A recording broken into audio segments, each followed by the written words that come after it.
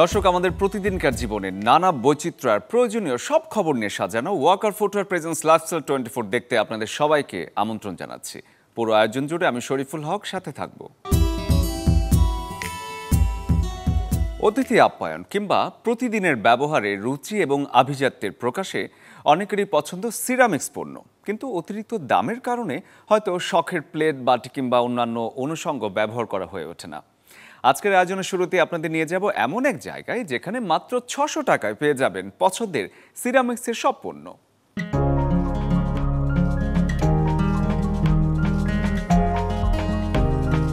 ঘরের সৌন্দর্য বাড়াতে চাইলে সিরামিকের জুড়ি মেলা ভার, কিন্তু দাম শুনেই যদি মনে হয় ব্যাংক লোন লাগবে তাহলে হবে ভুল।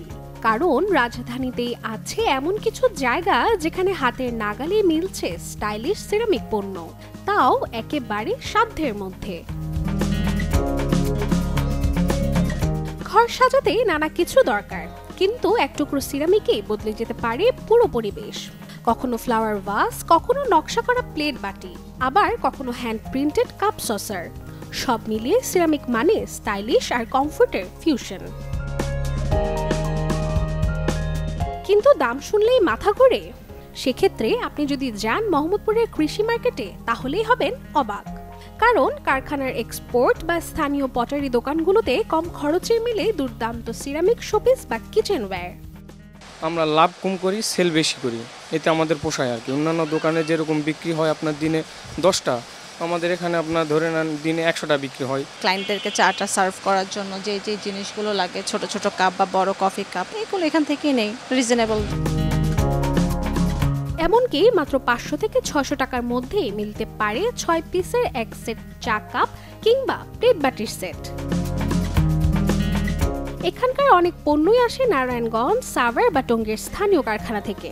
পণ্যগুলোতে আছে রঙিন ডিজাইন, ট্রেন্ডি শেপ, সাথে বৈচিত্র্যতা। আমাদের মূলত মালগুলো আসে হচ্ছে মিটফোর্ড থেকে, তারপর হচ্ছে টঙ্গী চেরাগালির থেকে আসে। তো এগুলো আমরা খুবই রিজনেবল প্রাইজে দিই।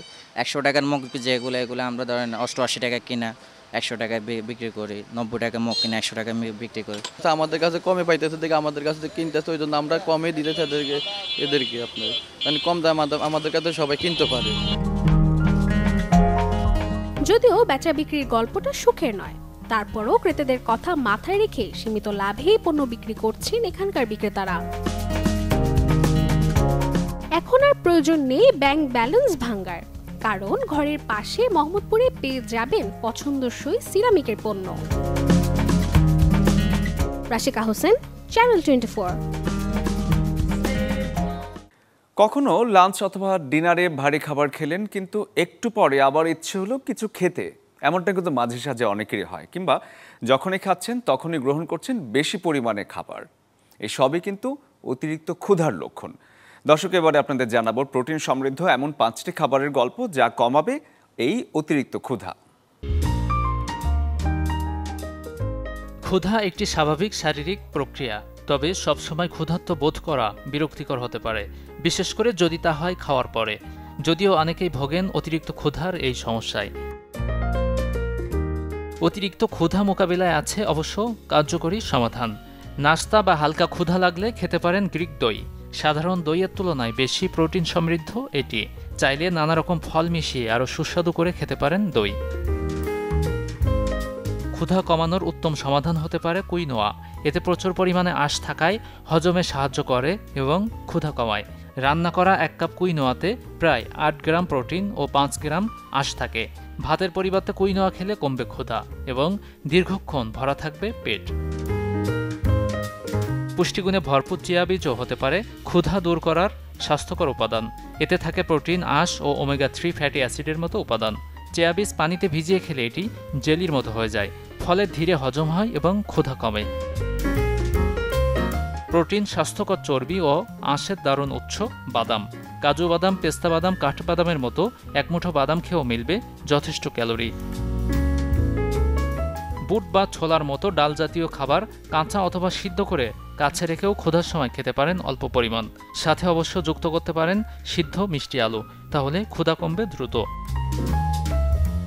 Desk report, channel 24। এবারের আয়োজনটা হচ্ছে সেই সব বাবা মায়েদের জন্য যারা তাদের আদরের শিশুকে যখন খাওয়াতে চান শিশুটি কিছু খেতে চায় না, কিংবা খেতে গেলে কান্নাকাটি শুরু করে, তখন তাদেরকে নির্ভর করতে হয় স্মার্টফোনের উপর। এমনকি সারা দিন শিশুর মনোযোগ আটকে থাকে সেই মোবাইলের স্ক্রিনেই। তবে কি উপায়? ফোন থেকে দূরে রাখবেন আপনার শিশুকে? এবারে জানাবো তা। ডিজিটাল যুগে বাবা মায়েদের সবচেয়ে চিন্তার কারণ শিশুদের মোবাইল আসক্তি। পড়াশোনার প্রতি অমনোযোগী, ঘন্টার পর ঘন্টা মোবাইল গেম খেলা বা ভিডিও কন্টেন্ট দেখে সময় পার করে দিচ্ছে এখনকার শিশুরা। এতে বেড়েই চলেছে স্ক্রিন টাইম, যা ছোট সোনামণিদের শরীরের স্বাস্থ্যের জন্য বয়ে আনছে নানা ক্ষতি। শিশুকে স্মার্টফোন থেকে দূরে রাখতে হলে বাবা মায়েদেরও ফোন থেকে থাকতে হবে দূরে। বেশি করে পরিবারের সাথে কাটাতে হবে কোয়ালিটি টাইম। সেই সাথে শিশুর সামনে ফোন ব্যবহার করা থেকে থাকতে হবে বিরত। খাবারের সময় বা ঘুমোতে যাবার আগে শিশুদের যে কোনো ডিজিটাল ডিভাইস ব্যবহার করা থেকে রাখতে হবে বিরত। ডিভাইস ব্যবহার করার জন্য নির্দিষ্ট সময় সেট করে দিতে হবে। এছাড়া শিশুদের প্রতিদিন ভালো ঘুমের জন্য অন্তত 8 থেকে 9 ঘন্টা ঘুমানোর ব্যবস্থা করতে হবে। এতে বাচ্চাদের মানসিক ও শারীরিক স্বাস্থ্য থাকবে ভালো। পড়াশোনার পাশাপাশি শিশুদের অন্যান্য কারিকুলাম অ্যাক্টিভিটিসের সাথে সংযুক্ত করতে হবে। হতে পারে তা নাচ, গান, সাঁতার, ছবি আঁকা বা শিশুদের পছন্দের কিছু। এছাড়া শিশুকে ব্যস্ত রাখতে পারেন নানা সৃজনশীল কাজে, যা তার মেধা বিকাশেও কাজ করবে। শিশুকে বই পড়ার প্রতি উৎসাহিত করতে হবে। হতে পারে তা কার্টুনের ছোট গল্পের বই, ছড়ার বই কিংবা সায়েন্স ফিকশন। এর পাশাপাশি শিশুদের বিকেলবেলা অন্যান্য বাচ্চাদের সাথে খেলাধুলা করতে দিতে হবে, যা শিশুকে শারীরিকভাবে করবে সক্রিয়। শিশুকে স্মার্টফোন থেকে দূরে রাখার আরেকটি কার্যকরী উপায় তাদেরকে পার্কে বা অন্যান্য জায়গায় বেড়াতে নিয়ে যাওয়া। এতে শিশুরা যেমন প্রকৃতি উপভোগ করতে পারবে, সেই সাথে স্মার্টফোন থেকে থাকবে দূরে। Text report, channel 24। ডিজিটাল এই যুগে হাতের মুঠোয় যখন দুনিয়া, তখন সারাক্ষণ নজরটাও থাকে এই হাতেই। মানে একটি মুহূর্তেও কিন্তু আমাদের চলছে না স্মার্টফোন ছাড়া। সেকেন্ডের বিরতিতে নজর যাচ্ছে হ্যান্ডসেটের স্ক্রিনের দিকে। নিজের অজান্তে এই ফোন চেক করার পেছনে আছে অ্যাটেনশন ইকোনমি, মানে মনোযোগ অর্থনীতি। দুনিয়া যখন হাতের মুঠোয়, তখন হাত থেকে কে ছাড়তে চায় প্রযুক্তি সুবিধা। আর এই সময়ে এসে দিনের কোনো না কোনো সময় ফোনের দিকে চোখ যাবেই। শুধু চোখ গেলেও হতো, কিন্তু একবার ফোনে ঢুকে পড়লে সহসাই বের হওয়া কঠিন হয়ে যায় অনেক সময়। ডিজিটাল কন্টেন্টস, ভিডিও, রিলস কিংবা বিজ্ঞাপন সবকিছুই এমনভাবে তৈরি করা যাতে স্ক্রল কেউ থামাতে না পারে। বিশ্বজুড়ে কোটি মানুষের সময় ও মনোযোগের বিনিময়ে তৈরি হয়েছে বিলিয়ন ডলারের ডিজিটাল ইকোনমি, মানে অ্যাটেনশন ইকোনমি, যেখানে সময়ই পণ্য। অ্যালগরিদম আর এআই ব্যবহার করে সোশ্যাল মিডিয়া প্ল্যাটফর্মগুলো ইউজারের পছন্দ অপছন্দের ভিত্তিতে পার্সোনালাইজড কন্টেন্ট দেখায়। আগ্রহের কন্টেন্ট বারবার সামনে আসায় মানুষ নিজের অজান্তেই আটকে যায় এক ছকে, যেখানে চলে নির্বিচারে স্ক্রলিং, বারবার নোটিফিকেশন চেক আর অবিরাম সময় অপচয়। ইউজারদের মনোযোগ বাগিয়ে নেয়ার ব্যবসা বড় হচ্ছে দিন দিন, যাতে করে হুমকির মুখে পড়ছে পারিবারিক, সামাজিক ও মানসিক স্বাস্থ্য।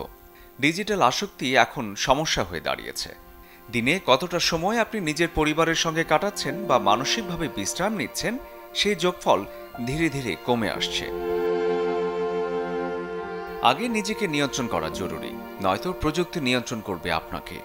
মনোযোগ যেন সহজে বিক্রি হয়ে না যায়, সেদিকে রাখতে হবে নজর।